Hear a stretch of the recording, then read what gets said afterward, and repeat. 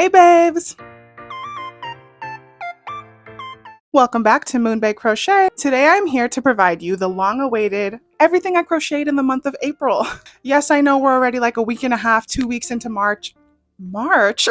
May. It's gonna be May. Okay. Anyways, yes, I know we're already well into May, but you know what? I don't know. I feel like videos like this should be within the next month because then the entire month of April is already done and finito, and you're for sure that this is everything that has been crocheted in April, right? Not me trying to make excuses for why this video is late, but anyway. So I'm just going to show you the things that I crocheted in April, maybe give you a little blurb about them. Hopefully you like them. All I want to do is share. And with that being said, let's get right into it. This is what I crocheted in April in no particular order. Let's go. So the first thing here in my bag is I actually used to do this little series on TikTok where I would have my man go in our room, and just pick out some random skeins of yarn for me to make something with. He would pick like 3 colors, give them all to me. Typically, they're supposed to be the same weight category and the same fiber, but that doesn't always happen because if somebody is yarn illiterate, I can't expect them to just know how that goes. But anywho, so he provided me these pretty colors and I was like, okay, what am I going to make with these? Because the weight category was different for all of them. The fiber was different for all of them. And I was like, okay, I can't make something that's going to be like a plushie or something that needs to be cohesive. So what I ended up with was this cute little trinket tray. All I did was like work in the round with 2 of the skeins held together. So there was a light blue one and that's this medium blue one. And then there was just like this little ball of acrylic with dark blue. So I just ran a chain through it to make like a little ribbon. But yeah, this thing is like turning out to be very functional. I just keep it on my desk and I throw like my headphones in here, this like little hand warmer thing that I got for Valentine's Day or whatever. I just keep them in here. I mean, it's just like a cute little way to display things. I think this would be also really cute to like put rings in, or like if you only had like 1 or 2 necklaces, maybe just some little small things, keys, I don't know. But yeah, so that was the first thing, this little trinket tray. Next up, I feel like this account is turning into a fan page for Happy Turtle Crochet on Etsy, but I can't get enough of her pattern. So I made this little ice cream cone turtle. Isn't it so cute? I made the bottom scoop mint chocolate chip, of course, and then the top scoop strawberry. I put a little stripe of green next to his eyeball so he could have green eyes. And I just made him white because I felt like the other colors would pop a lot. But yeah, and then the little cone, it's so cute. I love it so much. It worked up really quick, really fast. Again, such an easy pattern to follow. So if you're looking for like a cute little crochet idea and you're stumped and you don't know, maybe you want to treat yourself to a new pattern, highly recommend Happy Turtle Crochet on Etsy. Very low sew pattern as well. The only things that need to be sewn on are the head and the cone, and everything else is almost made in one piece. You have to make the fins separately, but they get crocheted into the body as you're making it. So super low sew if you're into that, which I am. Oh, we have yet another thing from Happy Turtle Crochet. Are we surprised? This one is her cinnamon roll turtle pattern. I can't with this one. I want to make 800 of these and just have a little army of cinnamon roll turtles to defend me in battle. No, but it's so cute. And this is like a good example of, I didn't have like a beige color of yarn in like plush yarn, so I decided to make this one in acrylic because I had all the correct colors, and it still came out super cute. It's like smaller than the normal, like the plushy ones, but I mean, I think it's still such an adorable size. I just keep it next to my little coffee bar, and I think he's the perfect little accessory. So yes, highly recommend Happy Turtle Crochet. Please go check her out, and please tell her I sent you because I don't know, I kind of want her to notice me. But yeah, wouldn't this be so cute also to make like the brown part pink or red, and then it would be like a strawberry bun turtle. Like, anyways, so many cute ideas. But yes, this is another thing that I crocheted in the month of April. Okay, the final plushie in this bag is quite literally my pride and joy. Since like the end of March to mid-April is Aries season, I have actually been working on a series of astrology themed bears to gift to the lovely astrology lover in your life, or if you're looking for like a cute birthday gift idea for somebody and you just don't know what to give them, may I suggest this is my Aries bear. And when I tell you that it's my pride and joy. I am not joking. It has the Aries symbol on its belly. I cannot be bothered to embroider things, so I hot glued this bad boy. But I love it so much, and I mean, it just really means a lot to me because this is actually my own pattern. I came up with the design. I wrote out a pattern for the bad boy. So not only can you go on my Etsy shop and purchase an Aries bear, but you can also go on my Etsy shop if you are a crocheter and you find buying a plushie to be silly because you can make your own. I released a pattern for it as well. So you can buy a pattern to make your own Aries bear. Basically, the Aries bear it's a purple bear and it's wearing a white onesie that looks like a ram, of course, because rams symbolize Aries. Has a little patch on the belly with the symbol. And yeah, I love how it came out. It's like the perfect little like huggable size. So yeah, this is probably like my favorite thing that I crocheted in the month of April. I really adore it. So next, okay, last up for the things that I crocheted for the month of April, I have 11 granny squares in my lap.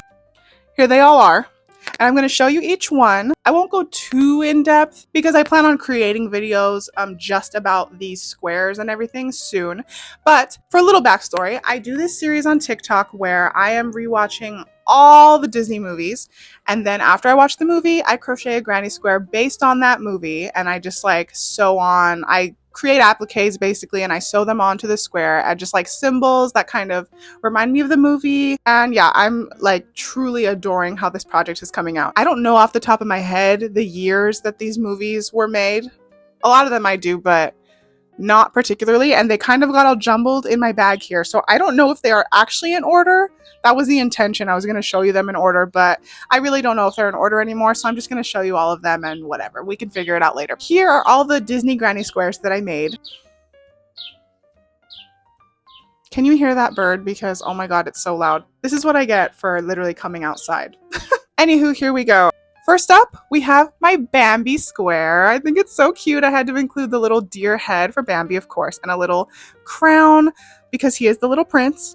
We have Thumper's foot on the bottom here. I feel like my camera isn't really picking up the color very well, but his paw pads definitely are pink, not white. I feel like they're coming off white on camera. But then I had to include Flower's little tail and a little flower because, you know, just because you gotta know that it's Flower. So that's my Bambi square. Next up, we have Cinderella, and as much as I wanted to include the glass slipper, I did the carriage instead, and I honestly really adored how it came out. I just could not figure out how to make a glass slipper for the life of me, and also I could not find a good pattern for a high-heeled shoe. If anybody has a good pattern for a high-heel shoe applique, please let me know, because what the heck, I could not find a single good one on the internet.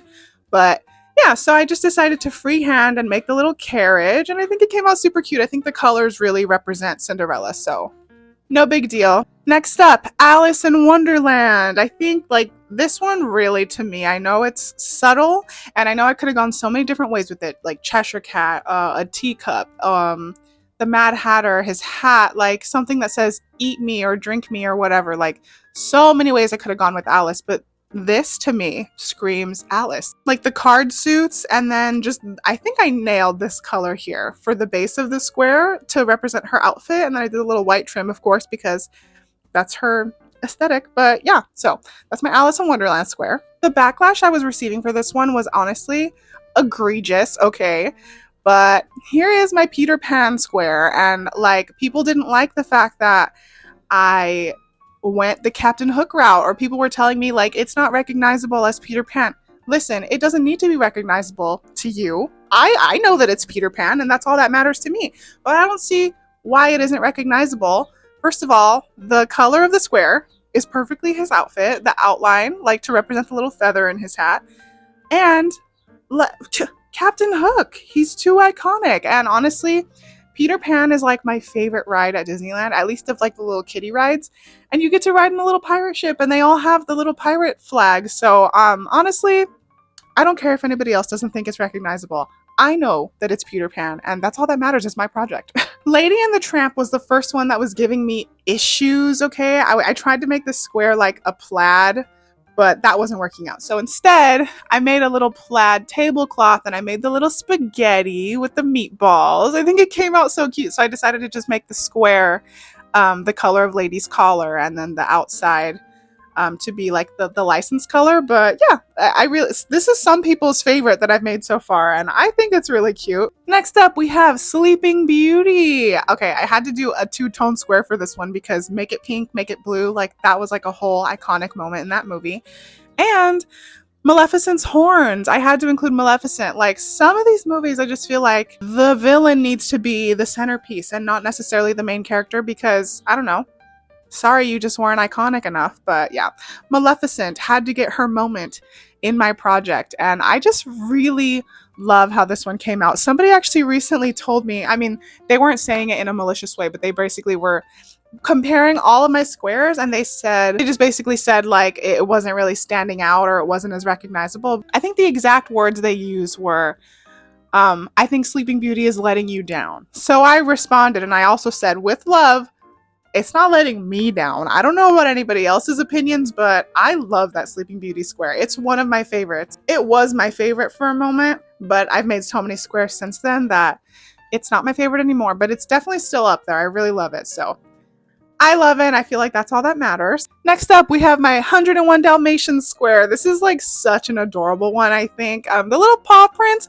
and yes, I know the puppy paw prints actually have 4 toes and not 3, but the amount of sewing I had to do for this dang square, and I just feel like it would have looked a little cluttered with the 4 toes. Like, this is just the perfect size, so they get 3 toes on my square. You still know what it's supposed to be. Okay, 4 left. This is my Sword in the Stone square. Not my favorite one, but I feel like it definitely gets the point across. You know what it's supposed to be. There's the little sword in the anvil on the stone.